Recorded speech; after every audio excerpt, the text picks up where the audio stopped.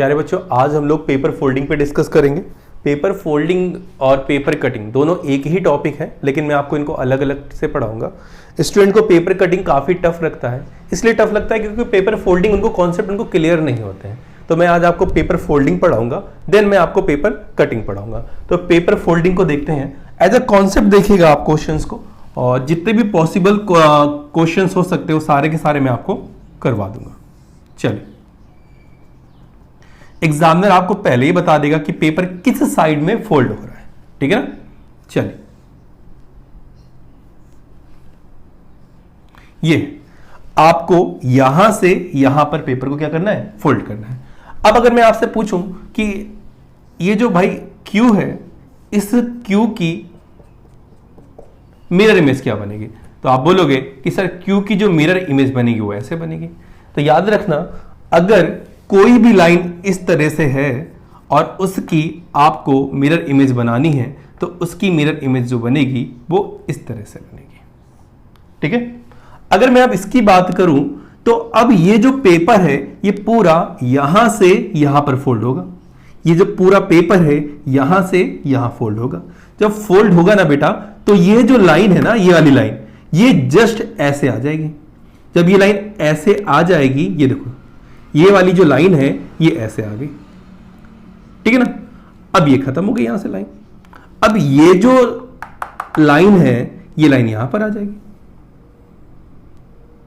समझ में आया कि नहीं है? तो इस तरह से इसकी मिरर इमेज आपको समझ में आ जाएगी, ठीक है ना। तो याद रखना कि जो मिरर इमेज होती है वो इस तरह से और इस तरह से हो जाती है, ठीक है। चलिए, अब आगे अगले क्वेश्चन पे डिस्कस करते हैं हम लोग। चलिए, इस इमेज पे वर्कआउट करते हैं हम लोग।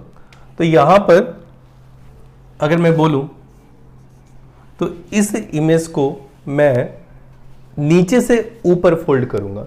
जब नीचे से ऊपर फोल्ड करूंगा तो बेटा ध्यान से देखना कि यह जो पार्ट है ना, यह पार्ट ऊपर चला जाएगा, यानी ये जो लाइन है वो यहां तक आ जाएगी। यानी ये लाइन इसको ओवरलैप कर लेगी, ये लाइन इसको ओवरलैप कर लेगी, तो ये लाइन पूरी खत्म हो जाएगी। और यह जो लाइन है ये जब आएगी ऊपर तो ये लाइन कैसे बन जाएगी, ऐसी बन जाएगी, ठीक है। अब अगर मैं इसकी बात करूं तो यह जो लाइन है ये सिर्फ इतनी है, तो ये ऊपर जाएगी तो यहीं तक ओवरलैप करेगी, यानी ये यहां तक हो जाएगी, ठीक है। और यह जो पार्ट है वो जाके इस तरह से बन जाएगा। समझ में आया? अब मैं अगर इसकी बात करूं तो यह लाइन पूरी यहां तक क्या हो जाएगी, ओवरलैप हो जाएगी, यानी इसके ऊपर चली जाएगी। और यह जो पार्ट है वो किस तरह से बन जाएगा, इस तरह से बन जाएगा। समझ में आया कि नहीं आया क्वेश्चन? अब सेकंड क्वेश्चन पे अगर मैं वर्कआउट करूं तो सेकंड क्वेश्चन भी जो है वो नीचे से ऊपर हो रहा है। अब ये जो बड़ा वाला सर्किल है, अगर इसको मैं ऊपर लेकर जाऊंगा तो यह इसके ऊपर आ जाएगा, ठीक है। और ये जो छोटा स्क्वायर बॉक्स है वो इसके अंदर आ जाएगा। अब बात करते हैं इस ट्राइंगल की। अगर मैं इस ट्राइंगल की बात करूं तो अगर मुझे ट्राइंगल की वाटर इमेज बनानी हो तो मैंने आपको बताया था कि जो टॉप होता है वो बॉटम बन जाता है, जो बॉटम होता है वो टॉप बन जाता है। तो अब ये इमेज जस्ट इसके ऊपर जाएगी, यानी कि ये जो बॉटम था वो अब ऊपर जाके टॉप बन जाएगा, जो टॉप था वो जाके क्या बन जाएगा, बॉटम। तो ये इमेज इस तरह से दिखेगी, यानी कि यह इस तरह से बन जाएगा। समझ में आया कि नहीं आया? तीसरे क्वेश्चन पे डिस्कस करते हैं। तो यह ऊपर से नीचे फोल्ड हो रहा है, तो ये जो छोटा सर्किल है ये इसके अंदर आ जाएगा। और यह जो पार्ट है ये यहां से यहां तक क्या हो जाएगा, पूरा का पूरा क्या हो जाएगा, ओवरलैप हो जाएगा, और ये इस तरीके से बन जाएगा बेटा।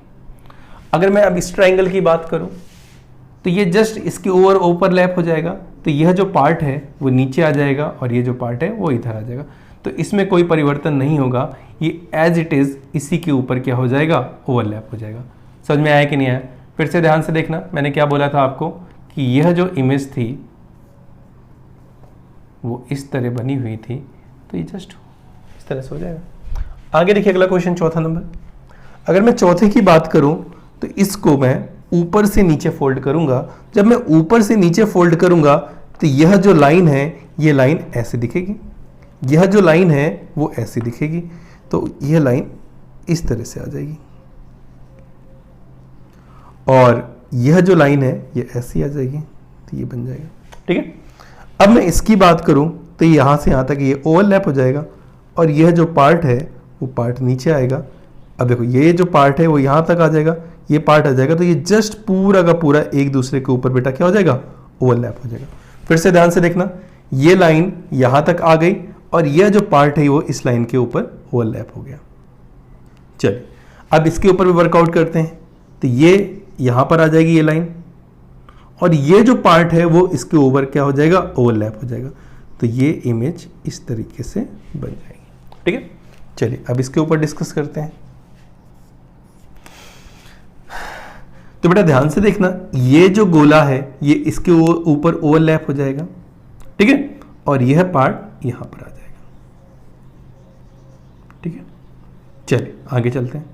अब ये जो लाइन है वो यहां तक ओवरलैप हो जाएगी, और ये वाली जो लाइन है इसके जस्ट नीचे आ जाएगी। इसी प्रकार ये जो पूरा पार्ट है ये ओवरलैप हो जाएगा यहां पर, और जस्ट इस तरीके से बेटा ओवरलैप होके ये बन जाएगा। ठीक है, चलिए आगे देखते हैं इस क्वेश्चन की तरफ 6 नंबर पे। अब अगर मैं इसको फोल्ड करने की कोशिश करूं तो इसको भी मैं फोल्ड करता हूं लेफ्ट से राइट की तरफ, तो ये जस्ट इसके ऊपर ओवरलैप हो जाएगा बेटा। ये जो लाइन है ये ओवरलैप होके ऐसे दिखेगी। अभी मैंने आपको स्टार्टिंग बताया था कि ये जो लाइन है वो ऐसी जाएगी, और ये जो है इस तरीके से। ठीक है,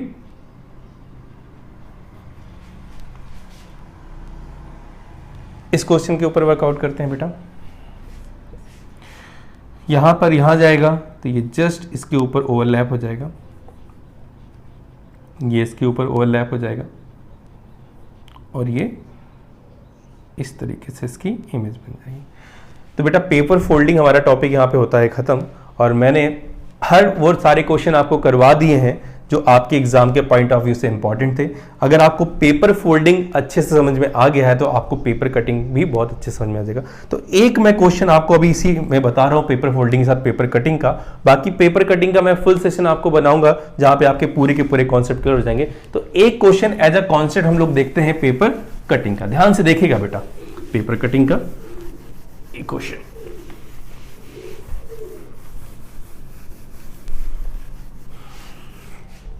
चलिए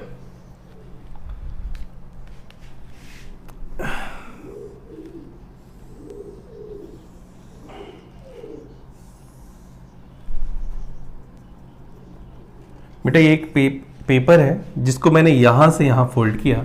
जब यहां से यहां फोल्ड किया यानी कि लेफ्ट से राइट फोल्ड किया तो ये इसी तरीके से तो दिखाई देगा।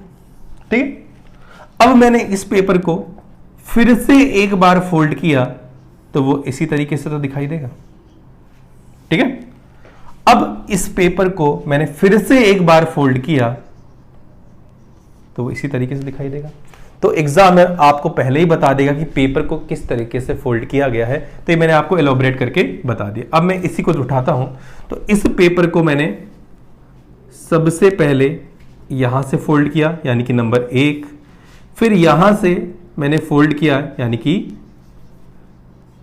नंबर 2, फिर से इस पेपर को मैंने यहां से फोल्ड किया यानी कि नंबर 3।